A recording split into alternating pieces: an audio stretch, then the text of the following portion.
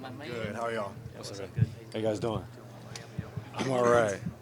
Oh, they're great. They're great. Rain starts trying to like hold her and pick her up. Like you can't do that yet. Nah, not too much. Not too much. So where are you? Start of camp. This is what year? Year 8. Yeah, Gosh. that's crazy. It is crazy. Oh, no, go ahead. No, just where are you? Start of camp. Oh no, I All mean the craziness here. just prepared, ready. It's been a long summer. It's been a long off season, so we don't want to have off season this long again. But I think a lot of guys have been here. A lot of guys have been getting work in, playing 5-on-5. So it's been good, and I think guys are ready. How was your overseas trip? Looked like it was a little crazy. Yeah, it was a lot. If anybody's ever, I don't know if any of y'all been to China. Yeah. No. You been to China? Not with Steph though. Yeah, so it's a lot. It's a lot. But it was cool, great experience, and obviously seeing the way that they are over him, like it's another level. Are you happy with how the shoe came out and everything like Yeah, that? definitely, and I'm excited for you guys to see more colors.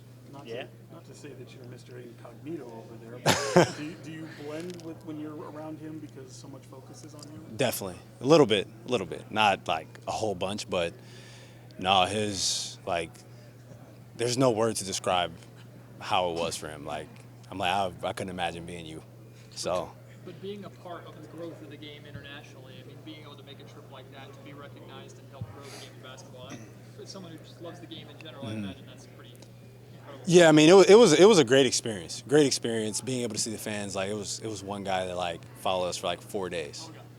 Probably not 4, like 2.5 days, like wild. Like he chased the car on feet, chased the car on a bike, on a moped. He got in a taxi once. Like it was, and then Steph gave him an autograph, right? And like the kid, he just stops.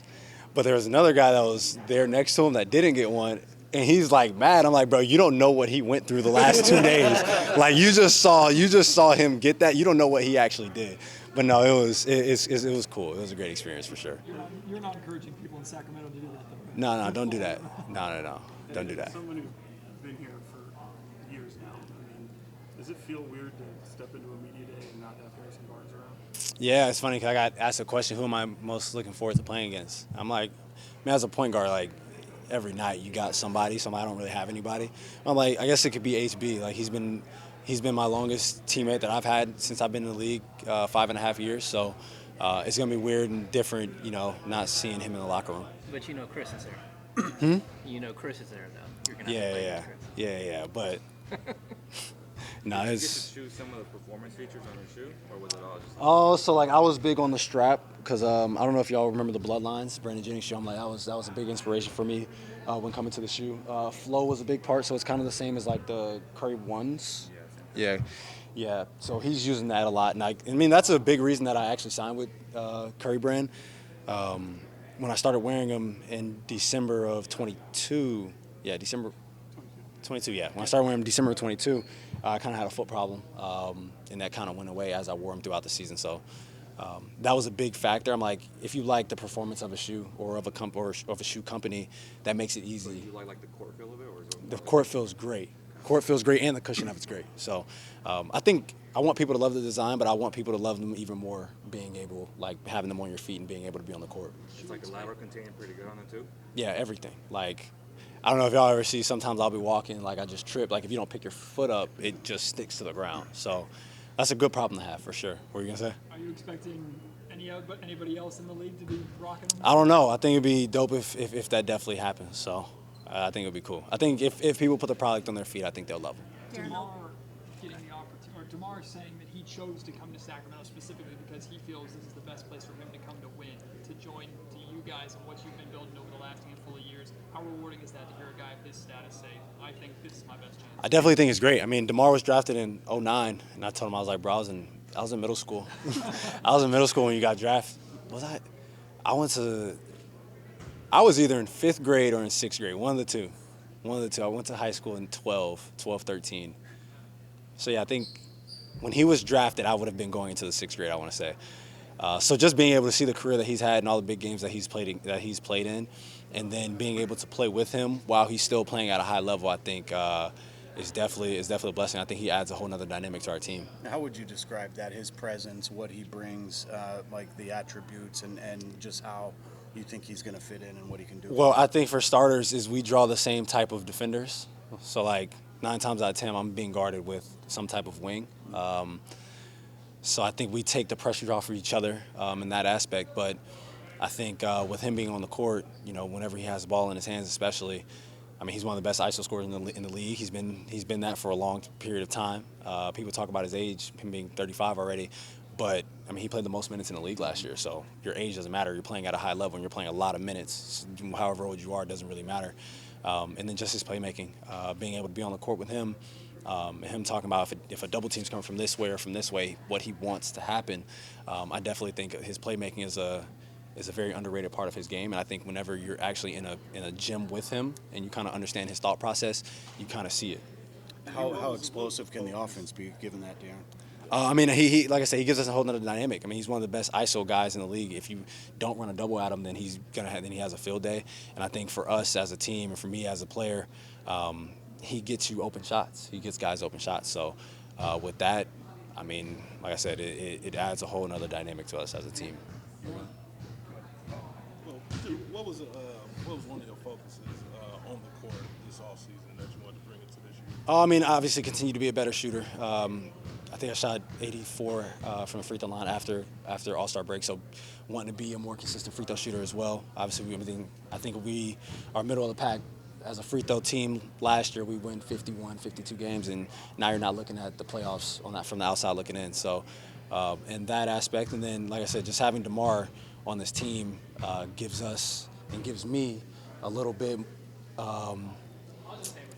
I wouldn't say like more freedom, but he'll get guys open shots. So I shot 39% from catch and shoot last year, but I was only shooting like 2 a game. So hopefully being able to get easier looks ups that percentage and don't have to shoot as many off the dribble threes, and then just being able to get my mid-range and my finishing to where it was before last year. And I think just the finishing, I mean, I had an ankle injury early in the season, so I think that kind of played a little bit into it, but just trying to be able to be a 3-level scorer, an elite 3-level scorer. De'Aaron, a lot is being made about who will get that starting job alongside you at guard. How excited are you to see that competition in training camp? I think competition's always great for a team. Like you go into it and you have guys that are like fighting for a spot, and obviously no one's out there going to be trying to hurt each other, but you get the best out of each other, you get the best out of a team when you're actually fighting for position. So I think it'll be a good battle. You were expecting a big level player, right? I mean, going into summer, you thought you pretty confident you'd be able to land someone like him? I don't know. I mean, I didn't even know who was all free agents, to be honest. So, but whenever we did, like I said, I mean, that's a great feeling knowing that you have a guy who is at the stage in his career where he wants to win, and he chooses you because he feels like he has a chance to win.